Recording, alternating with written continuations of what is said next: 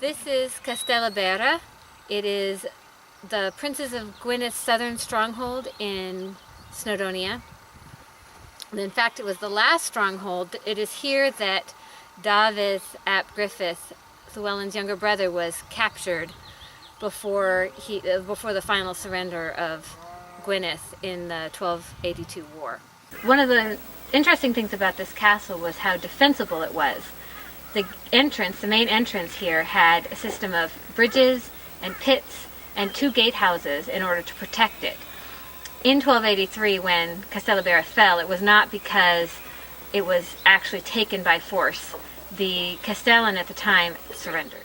As you can see from the view behind me, it guarded a valley. It was an important trade route and roadway through this region of Wales, though now it is incredibly remote.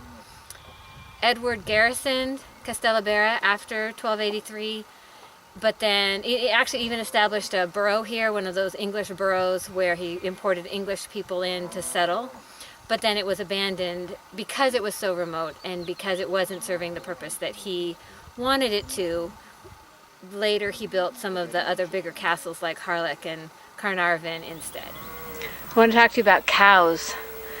They're called, cattle ranches are called vaccaries, and they were an important source of wealth to the Princes of Gwynedd, actually to all the people.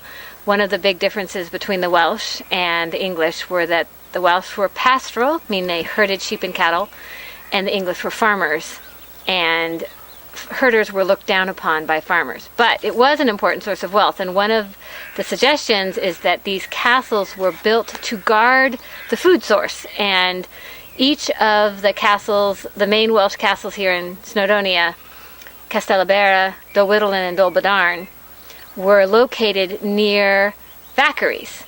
My book says that at Llywleyn there were no fewer than 10 cattle ranches with 552 cattle that lived there year-round. And if you wanted to protect your food source, if you wanted to be able to move men and feed them, you needed to protect those cows. And that is a suggestion of why a castle might be built here.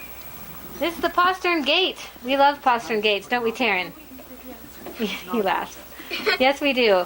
It may be that in my last video, the last time we were here, I put the postern gate somewhere else, but this is definitely it.